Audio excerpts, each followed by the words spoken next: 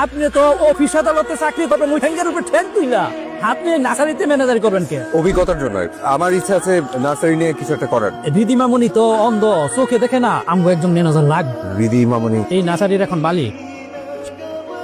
আলী কাকা দেখো না, তোমাদের জন্য স্পেশাল খাবার নিয়ে এসেছি, পাটিসাপটা পিঠা। এ নাও খাও, মজা হয়েছে খুব। কি হলো, নিচ্ছ না কেন? মালিক কাকা। আমি মালিক কাকা নই, মালিক কাকা একটু বাইরে আছে। অচেনা কণ্ঠ। আপনি কি তাহলে নতুন ম্যানেজার? জি ম্যাডাম। ম্যাডাম বলা যাবে না, তুই তুমি আপনি। মজা হয়েছে? রিদি মামুনি মালিক কাকা দেখো না, তোমাদের সবার জন্য আমি পিঠা নিয়ে এসেছি। হঠাৎ পাটিসাপটা পিঠা? এই যে আমাদের নার্সারিতে নতুন একজন মেম্বার জয়েন করলো, তাই। ও আমি রিদি, আমি চোখে দেখি না তো, একজন নতুন পরিচিত মানুষের স্পর্শ, ঘ্রাণ, এগুলো দিয়ে মনের ভেতরে একটা অবস্থান তৈরি করি। আমি দীপ। একজন অন্ধের জীবনে দীপের মূল্য অনেক। দেখলেন বা কত ভালো মানুষ, কত সহজ সরল। এই মানুষটাকে সবাই ঠকাইতে চায়, এর মধ্যে আপন মানুষ আছে। ছোট চাচা, আমি আগেও বলেছি আমি এই বিষয় নিয়ে আসলে কোনো কথাই বলতে চাচ্ছি না। যে জন্য আসছি বলে চলে যায়। বলেন। ভাইজান তার সবকিছু তোমার নামে লিখে দিয়ে গেছে। আইনে আছে বাপ মারা গেলে বাপ চাচার সম্পত্তির উপর মেয়েদের অধিকার থাকে না, কিন্তু আমি তো তোমার তেমন চাচা না। বলো, আমি কাগজপত্র সব প্রায় গুছিয়ে আনছি, তুমি তো আর দেখাশোনা করতে পারবো না। সবকিছু আমার নামে থাকলে আমি দেখাশোনা করে রাখতে পারবো। আচ্ছা আমি তাহলে আসি।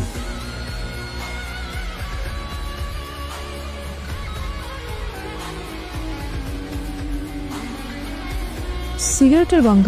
দীপ, জি আপনি কি সিগারেট খান? না, জি না, সরি আমি মিথ্যে বলেছি। আমি সিগারেট খাই। নার্সারি আর ফুলের বাগান ভালো হৃদয়ের মানুষের জন্য। আপনি যদি ভালো হৃদয়ের মানুষ হয়ে থাকেন তাহলে সিগারেট খাবেন।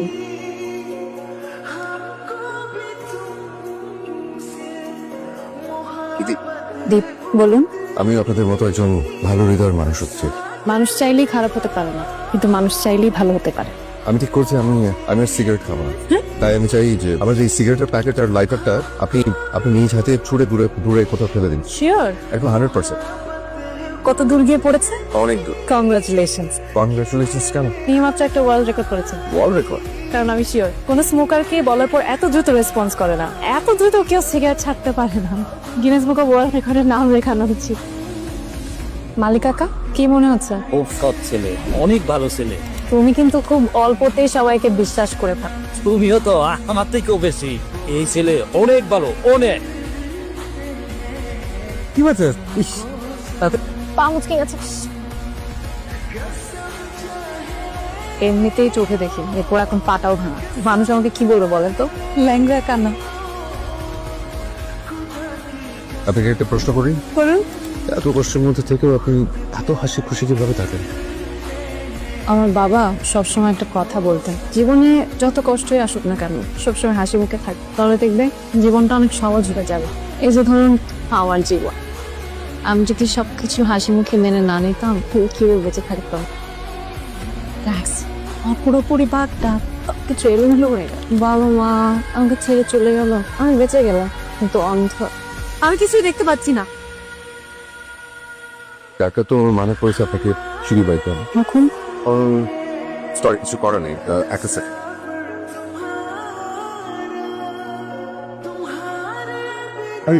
ঠিকই, আপনি কেন এসে পড়তে গেলেন? বাসায় প্রথমবার এসেছেন, কফি খাবেন না? কেমন হয়েছে? খুব খুব ভালো। Thank you. সরি, চিনির বদলে একটু আমন্ত্রণ খেলেছি। আপনি কেন বললেন খুব ভালো? না, আমার তো ভালোই লাগছে সল্টি কফি। খেতে বেশ। খেতে হবে না, কি লজ্জা। বাহ, আপনার পা ভালো হয়ে গেছে? একদম ঠিক হয়ে গেছে। 12 দিন সময় লাগলো। আপনি হিসেব করেছেন? না মানে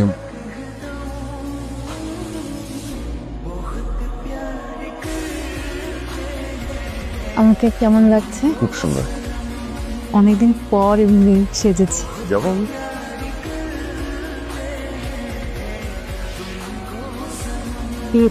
কেউ কি আমাকে নিয়ে হাসাহাসি করছে? না তো। জায়গাটা কেমন? খুব সুন্দর। আমার অনেক গুড ফিল কাজ করছে। তাই? হ্যাঁ। Excuse me.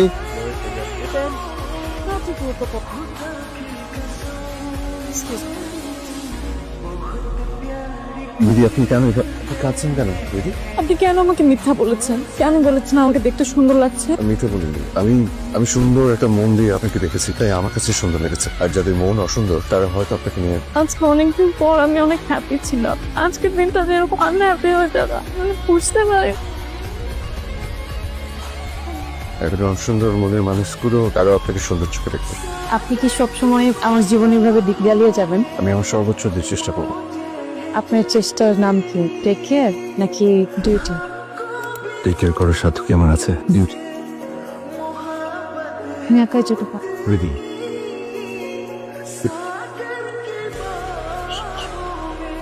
কয়দিন হইলো রিদি মামুনির কোনো খোঁজ নাই, নার্সারি তো আসতেছে না, মোবাইলটা বন্ধ। ছোট চাচা, আমি আপনাকে বিলিভ করতে পারছি না। সরি, আমি সাইন করতে পারবো না। আমার না আপনাকে সহ্য হচ্ছে না। আপনি প্লিজ দয়া করে চলে যান। কি বলিতে? সাইন কর। সাইন করবো না। কে তুমি? আমি দীপ, নার্সারি ম্যানেজার। যা এখন এখান থেকে, আমাদের পার্সোনাল কথা হচ্ছে। জি দেব, আপনি যাবেন না, আপনি দাঁড়িয়ে থাকুন। ছোট চাচা, আপনি এখান থেকে চলে যান। বস বলছি সাইন কর। না, আমি অবজেক্ট করেছি।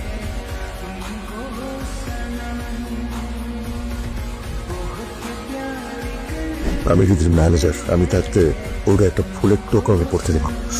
ওর অ্যাসেট ওর থাকবে, ওর অ্যাসেটের দিকে যদি আপনি চোখ দেন, আপনার চোখ আমি। একজন অন্ধ মানুষকে আপনি বলছেন আপনাকে দেখে গল্প শোনাবো? আপনার চোখ কি কোনোদিন ভালো হবে না? ডাক্তার কি বলেছে? চাচা বলেছে আমি আর কখনো চোখে দেখবো না। ডাক্তার তাকে সে কথাই বলেছে। আপনার সেই চাচা? জি। তাহলে আমার ডাউট আছে।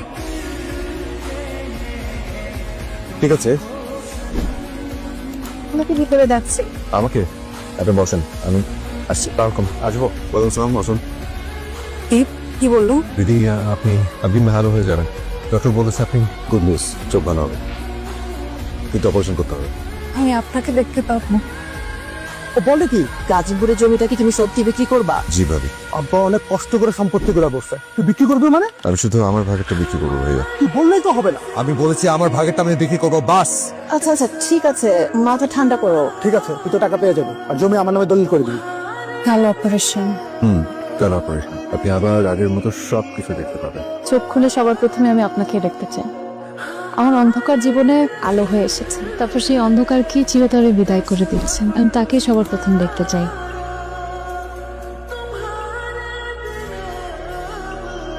চোখ খুলে সবার প্রথমে আমি আপনাকে দেখতে চাই। রিদি মামুনি, ডাক্তার সাহেব বললো আজকে নাকি তোমার চোখ খোলা হবে। আমি দোয়া করি। আচ্ছা, ভিড় কোথায়? ভাই গেল, সকাল থেকে কোনো খবর পাচ্ছি না। আমার অন্ধকার জীবনে আলো হয়ে এসেছে। এখন আপনার চোখ খোলা। কিন্তু ডাক্তার দীপ না আসলে তো আমি চোখ খুলবো না। দেখুন আমাদের তো শিডিউল থাকে, আপনার চোখ খোলা আমার কোনো শিডিউল। দীপ না আসলে কিন্তু আমি চোখ খুলবো না। আচ্ছা ডাক্তার সাহেব, আপনি চোখ খোলেন, আমি দীপ বাবাজি রে এক্ষুনি খুঁজে নিয়ে আসছি। নার্স,